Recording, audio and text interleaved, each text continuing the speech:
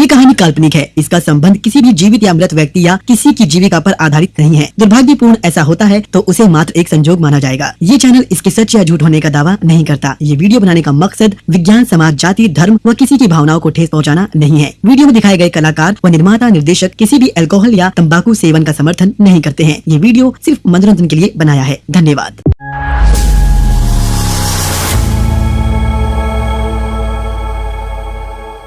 मुझे यकीन नहीं हो रहा मैं फिर से आपके साथ हूँ। इस दिन के लिए हमने बहुत मेहनत की है और बहुत खतरा भी उठाया है। इस आज़ादी के लिए मैं मर भी जाती ना तो मुझे अफसोस नहीं होता। अब मेरी सोनम का फ्यूचर सेफ है उसके पापा के साथ। पापा मम्मी दोनों के साथ। जी, दोनों के साथ। पहले मैं आपके साथ 7 साल रही, तब मुझे पता ही नहीं चला आप इतने इंटेलिजेंट हो और इतने स्मार्ट हो। ये मुझे अब पता चला। आपने कितनी सफाई से सारा काम कर दिया और किस प्लानिंग से। आपके सामने तो जीनियस भी फेल है। न दामन पे कोई छींट, न खंजर पे कोई दाग। न दामन पे कोई छींट, न खंजर पे कोई दाग। तुम कत्ल करो हो या कयामत करो हो। वाह वाह नेहा, मुझे तुमसे जुदा होने के बाद तुम्हारी अहमियत का पता चला है कि कैसे तुम्हारे रहते सब घर में खुश थे। आज भी मेरी माँ और बहनें तुम्हें याद करके रोती हैं। सच विकी, श्रीकांत को तो मैं मारना चाहती थी, लेकिन जब आपने बताया कि कैसे वो नीलम आप पे और माजी पे जुल्म उठाती है, तभी मैंने फैसला कर लिया था कि अब मैं श्रीकांत के साथ साथ नीलम को भी मार के छोड़ूंगी। फिर आप इस सब में शामिल हो गए तो काम परफेक्ट और आसानी से हो गया। नेहा, मैं इस काम में कभी शामिल नहीं होता। नेहा, जब तुमने बताया वो कमीना सोनम पे बुरी नज़र गड़ाए बैठा है, तभी मैंने फैसला कर लिया श्रीकांत के दिन पूरे हो गए। सच नेहा, जब भी मुझे नीलम परेशान करती थी तुम मुझे बहुत याद आती। जाने अनजाने में पता नहीं कौन सा काम अच्छा हो गया जो तुम मुझे दोबारा मिल गए। विक्की, अब मैं और सोनम मम्मी और बहनों के साथ और सनी के साथ कब रहेंगे और मैं कब आपकी पत्नी बनूंगी। अब मुझे रात दिन यही ख्याल आता है बस कि मैं कब आपकी बाहों में सोऊंगी। अभी कुछ और महीने हमें सावधान रहना पड़ेगा। सब काम हमारी उम्मीद से अच्छा हो गया। अब जल्दबाजी करके इसे हमें नाकाम नहीं करना। हाँ, श्रीकांत को और नीलम को मरे हुए अभी कुछ ही दिन हुए हैं। पुलिस का शकम दोनों पे से भी ख़त्म नहीं हुआ। जब तक पुलिस की तहकीकात ख़त्म नहीं होती, महीने में हम ऐसे ही मिल ले करेंगे। एक बात बताओ विक्की, जब आपने मुझे अचानक यहाँ देखा तो आपके मन में क्या ख्याल आया?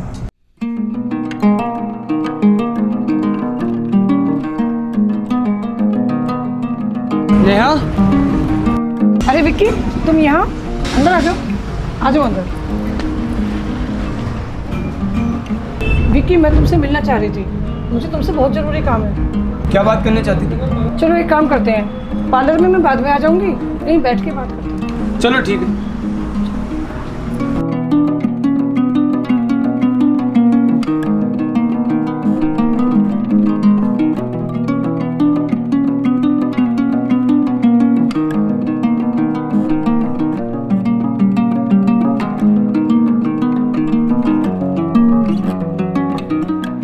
बैठो नेहा।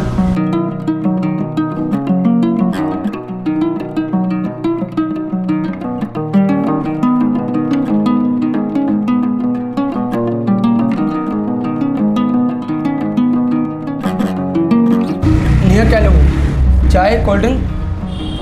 ठंडा ही मंगा लो, कोल्ड ड्रिंक मंगा लेते हैं। अरे वेटर सुनो, 2 कोल्ड ड्रिंक, एक बिस्लरी की बोतल ठंडी लाना। और कैसी हो नेहा? मैं सही हूँ, पर तुम मेरठ में कैसे? सोनम कैसी है? अब तो 13 साल की हो गई। 13 नहीं, 28 नवंबर को 14 की हो जाएगी वो। अच्छा,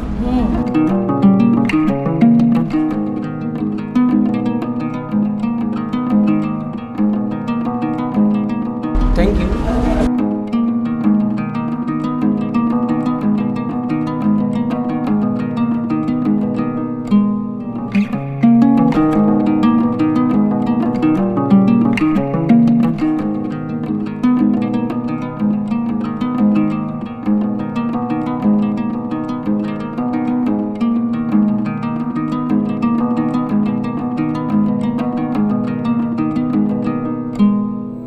अच्छा तुम मिल गई। मैं तुमसे मिलकर माफ़ी मांगना चाहता था। किस बात की माफ़ी? यही, तुम्हें मेरे साथ रहते हुए बहुत तकलीफ उठाई थी। मैं भी तुम्हें बहुत याद करती थी, सोचती थी काश तुमसे एक मुलाकात हो जाए, लेकिन मेरे पास कोई कॉन्टैक्ट नंबर नहीं था। अगर कोई इम्पोर्टेंट बात थी तो घर आ जाती। तुम यहाँ मेरठ में क्या कर रही हो? मेरठ में तो मेरी ससुराल है, लेकिन मुझे तुमसे एक बहुत खास बात करनी है। ओहो, तुम्हारी शादी मेरठ में हुई है। बताओ मुझसे क्या काम था? क्या खास बात थी जो तुम्हें मुझसे करनी?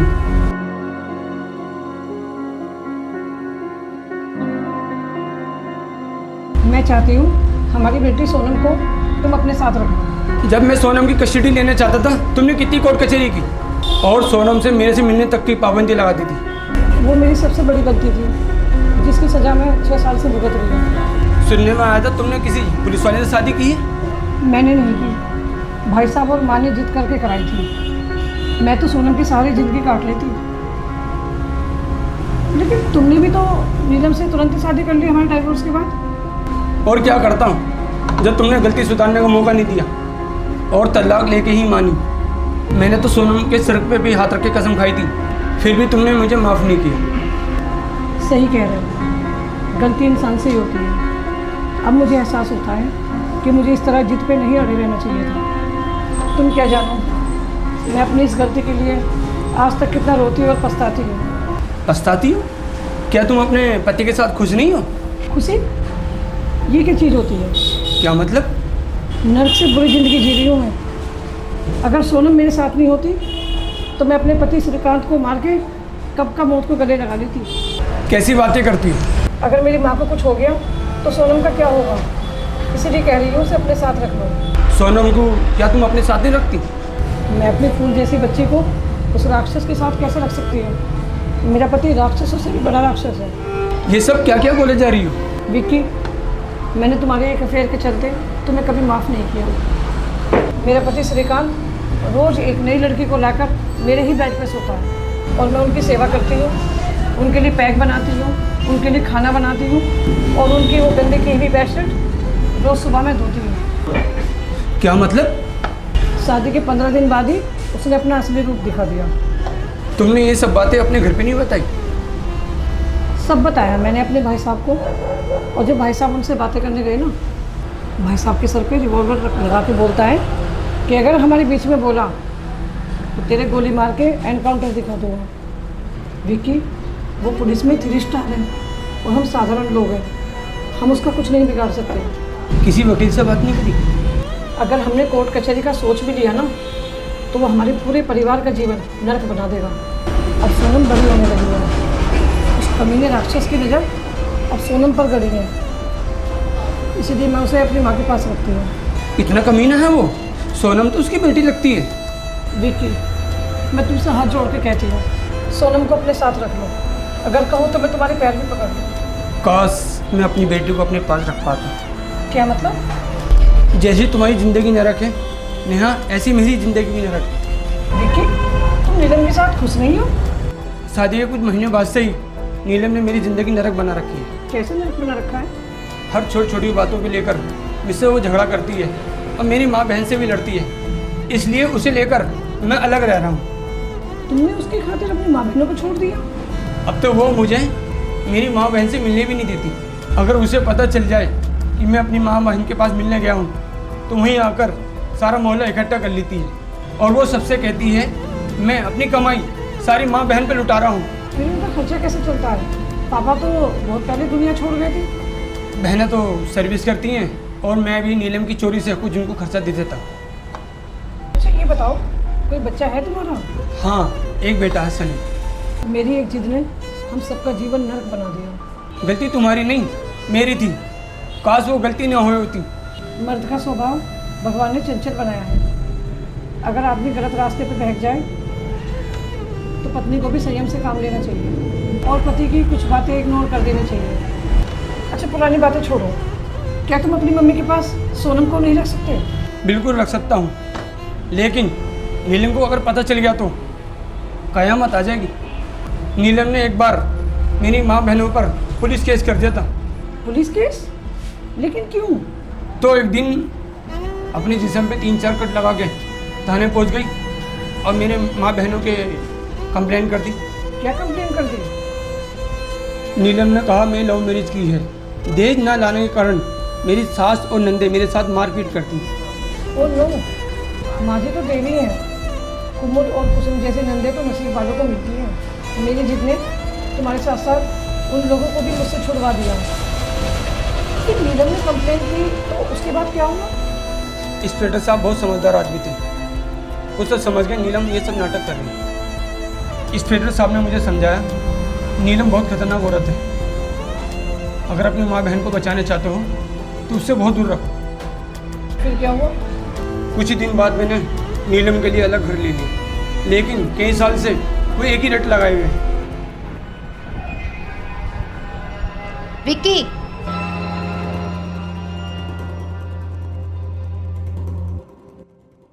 मैं तुम्हें बार बार एक ही बात नहीं समझा सकती। मैंने तुम्हें कितनी बार कहा है मैं आप किराए पर नहीं रहूंगी। किराए पर रखना है तो अपनी माँ अपनी बहन को रखो। मैं अब सनी के साथ उसके दादा के मकान में रहूंगी। मैं भी तुमसे कितनी बार कह चुका हूँ, मम्मी के जीते जी मैं उनका मकान उनसे खाली नहीं करवा सकता। सुन साले, तू 6 साल से मेरे साथ में रह रहा है, तू अभी तक मुझे पहचाना नहीं। तमीज से बात कर नीलम। तमीज से बात और तुझसे, जिसे अपनी बीवी और बच्चे से ज्यादा अपनी माँ और बहन की फिक्र लगी रहती है। साला लूज कैरेक्टर आदमी। Character loose? और मैं? तू नहीं तो कौन?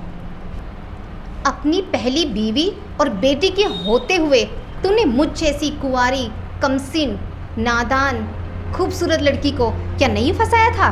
बोल। मैंने तुझे फंसाया था? ये तूने मुझे फंसाया था।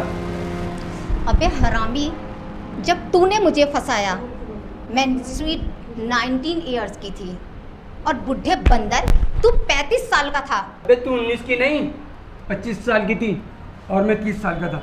चुप कमीने, मुझे पटाने के लिए तू कुत्ते की तरह राल टपका के फिरता था। तेरी पहली बीवी के पास गोरी चमड़ी के सिवा था ही क्या?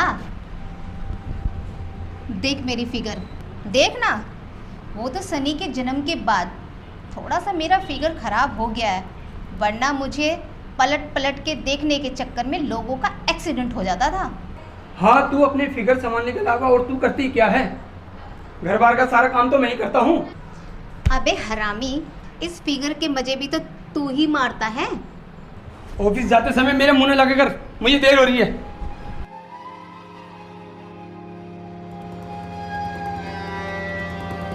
क्यों बे साले, आज पूरे 9 दिन हो गए हैं।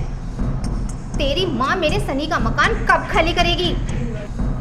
अबे ओ पागल औरत, मैं तुझे कितनी दफे कहा है, मैं उनके जिंदा रहते उनसे मकान में बिल्कुल खाली नहीं कराऊंगा। चल ठीक है, आप देख तू मेरा तिरिया चरित्र। मैं चली पुलिस स्टेशन। जा, देखता हूँ पुलिस मेरा क्या उखाड़ेगी। मैं पुलिस स्टेशन जाकर तेरा सारा सच बता दूंगी और उनसे बोलूंगी कि तू मुझे कहता है कभी मेरे बॉस के साथ संबंध बना, कभी मेरे दोस्त के साथ संबंध बना, और आज तो तूने हद ही कर दी। मेरा गला घोट कर मुझे मारने की कोशिश की। इंस्पेक्टर साहब, मुझे बचा लो, मुझे बचा लो इंस्पेक्टर साहब। मेरा यार भी मुझे मार डालेगा इंस्पेक्टर साहब, मुझे बचा लो, मुझे बचा लो इंस्पेक्टर साहब। नहीं नीलम, तुम ऐसे नहीं करोगी। मुझे तुम 3-4 महीने का समय दो, मैं अपनी मम्मी को समझाकर मकान खाली करवा दूँ। आ गया ना लाइन पर मेरा प्यारा टॉमी।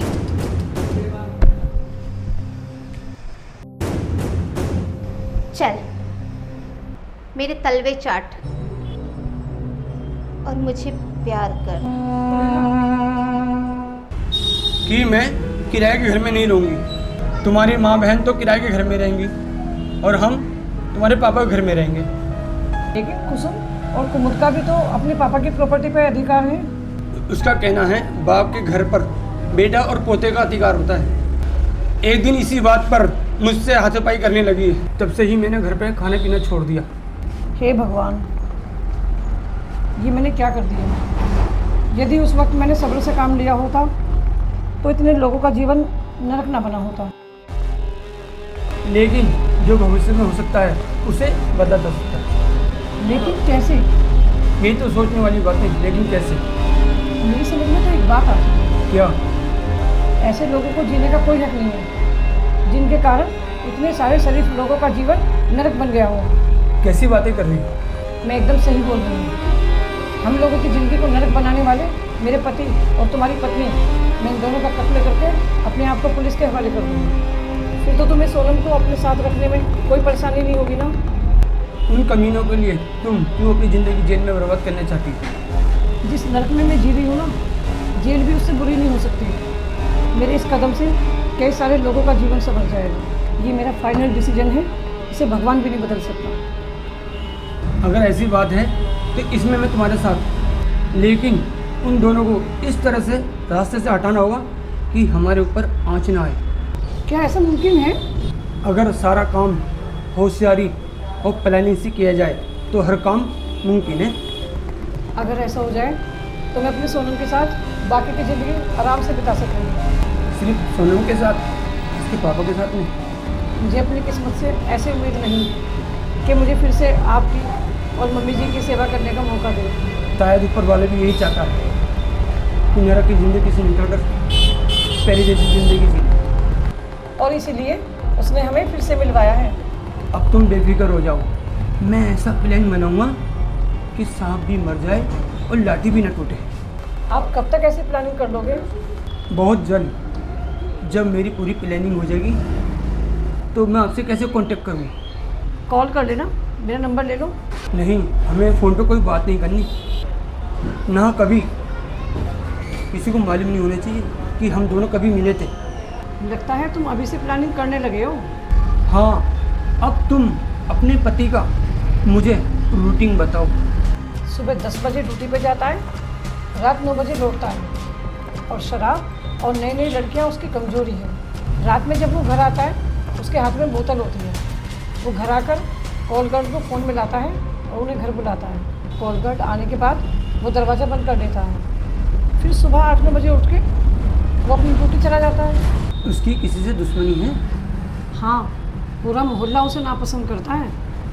जो लड़की उनके पास आती है वो कौन होती है? और कौन होती है? कॉल गार्ड होती है।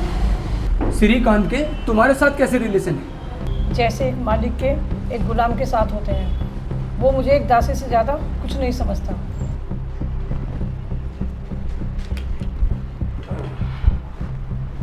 नेहा, ओ नेहा, अरे कहाँ मर गई? सुनती नहीं हो एक बार में? बताओ, क्या आफत आ गई? तुम्हें पता नहीं मैं आया हूँ? चलो जूता उतारो मेरे।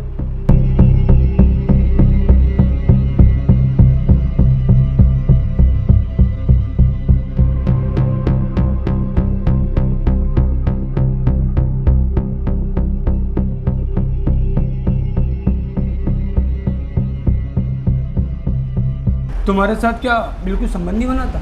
उसने तो बहुत चाहा कि मैं उसकी जैसी बन जाऊं, शराब पीऊं और गंदी फिल्मों की तरह उसके साथ संबंध बनाऊं।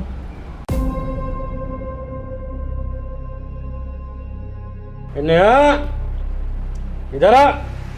अरे कहाँ मर गई? इधर आ। जी कहिए। बैठ। ये ले, पी आज तू भी।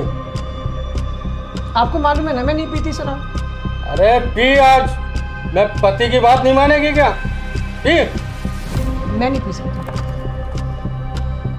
अरे हरामी। फिर तुमने क्या किया? उसने मुझे बहुत मारा पीटा, लेकिन मैंने उसकी बिल्कुल बात नहीं मानी। फिर उसने मुझे मेरे हाल पर छोड़ दिया। अच्छा ये बताओ, तुम्हारे घर के आसपास कैमरे लगे हुए हैं? हाँ, कई CCTV कैमरे लगे हुए हैं। एक तो हमारे घर के सामने भी लगा हुआ है। जिन लड़कियों के साथ वो ऐश करता है वो उसके पास कैसे आती हैं? जब उसे लड़की की ज़रूरत होती है ना, वो एक मैडम को फ़ोन करता है और 1 घंटे बाद लड़की आ जाती है। अपने पति का नंबर तुम मुझे दो। नोट करो, 9249300026। ओके, तुम्हारी ये जानकारी मेरे लिए बहुत काम आने वाली है। अच्छा, अब हम चलते हैं, कल फिर मिलेंगे। ओके।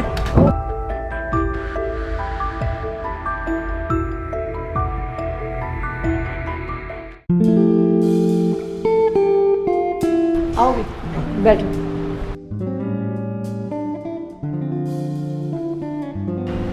ये घर किसका है? ये मेरी फ्रेंड का घर है, लेकिन इसकी चाबी मेरे पास ही रहती है, वो बाहर रहती है। अच्छा विक्की, एक बात बताओ, कल मैं तुम्हारे मिलने की खुशी में पूछना ही भूल गई, तुम मेरठ में क्या कर रहे हो? मैं अपनी कंपनी के काम से मेरठ आया हूँ। अच्छा हुआ मैं मेरठ आ गया, तुम्हारे से मुलाकात होगी। अच्छा ये बताओ, तुम अपनी बात पे अब भी कायम हो? हाँ, मैं अपनी बात पे कायम हूँ, और ये काम तो मैं बहुत पहले कर चुकी होती, लेकिन सोनम का क्या होगा ये सोच के मैं कुछ नहीं कर पा रही। कितना पहले? जब उसने मेरी सोनम पर नीयत ख़राब करनी शुरू कर दी और अपने साथ रखने की जिद करने लगा, तभी मैंने फैसला कर लिया था कि मैं इसे नहीं छोड़ूंगी और मैं इसे ख़त्म कर दूंगी। क्या तुम कुछ दिन के लिए मेरठ से बाहर जा सकती हो? हाँ, मैं कोटा अपने मामा के घर जा सकती हूँ। गुड, पहले हम श्रीकांत का खात्मा करेंगे। ओके, लेकिन कब और कैसे? जब तुम अपने मामा के घर कोटा चली जाऊंगी। मैं चली जाऊंगी तो फिर उसका खात्मा कौन करेगा?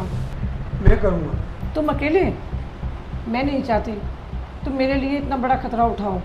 तुम पे अपनी माँ की और अपनी बहन और बेटे की जिम्मेदारी है, इसीलिए मैं तुम्हें खतरे में नहीं डाल सकती। ये काम तुम्हारा मेरा नहीं है, ये काम हमारा है। श्रीकांत को मैं जब मारूंगा जब तुम अपने मामा के घर कोटा में होंगी। इस तरह तुम पे कोई शक नहीं करेगा। और नीलम को तुम तब मारूंगी जब मैं शहर से बाहर होऊंगा। लेकिन ये सब होगा कैसे? जब तुम कोटा चली जाओ तो वहाँ पहुँचकर एसटीडी से मुझे कॉल कर देना। तुम्हारी कॉल मिलते ही मैं श्रीकांत का काम तमाम करने के लिए मेरठ आ जाऊँगा। ओके, लेकिन आप श्रीकांत का खात्मा करोगे कैसे?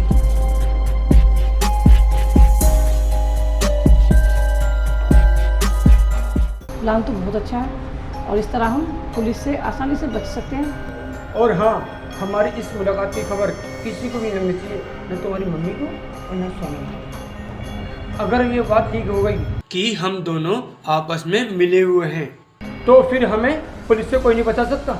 नहीं, मैं किसी को नहीं बताऊंगी, आप बिल्कुल निश्चित रहें। वो सब बातें जो मैंने तुम्हें समझाएंगी अच्छी तरह याद रखना। तुमसे पूछताछ करेगी, सिर्फ वही बताना जो मैंने तुम्हें समझाया। आप बिल्कुल निश्चित रहें। कितना भी ज़रूरी काम हो आप अपने मोबाइल से कॉल नहीं करूँगी। अच्छा, मैं अब चलता हूँ। तुमने सारी बात ध्यान से सुन ली? ठीक।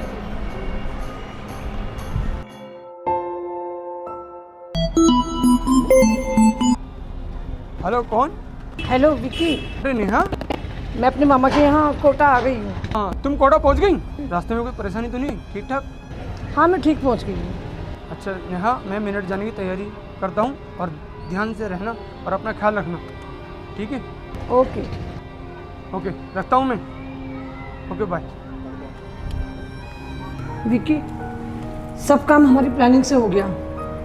मुझे दिन रात बहुत टेंशन रहती थी अपनी बेटी को लेके। अब मेरी बेटी सेफ है क्योंकि वो कमीना मारा गया। अब तुम खर्चे की फिक्र मत करना, तुमने उस हराम खोरत को मार दिया। अब सारी सैलरी मेरे हाथ में आएगी। अब हर महीने तुम्हें 15,000 रुपये दे जाया करूँ। इस बहाने हमारी मुलाकात भी हो जाया करेगी। सोनम से नहीं मिलोगे? कुछ टाइम में और नहीं मिलूँगा, फिर तो सोनम को हमेशा हमारे साथ ही रहना। विक्की, मेरा मम्मी से मिलने का बहुत मन कर रहा है। प्लीज़ नेहा, अपनी जज्बातों को काबू में रखो। अभी हम पुलिस के शक के दायरे में हैं। हाँ, सही कह रहे हो। अपने पे कंट्रोल रखना ही हमारे प्लान की सक्सेस की गारंटी है। इतनी गौर से क्या देख रहे हो? यही इतनी खूबसूरत बीवी की रहते हुए मैं कैसे बहक गया। मेरे दिल में आज क्या है तू कहे तो मैं बता दूं। तेरी जुल्फ फिर संवारूं, तेरी मांग फिर सजा दूं। ए मिस्टर, ये सब करने के लिए आपको पहले मुझसे फिर से शादी करनी पड़ेगी। शादी की बच्ची, जमाना इतना एडवांस हो गया है। पहले हनीमून फिर शादी।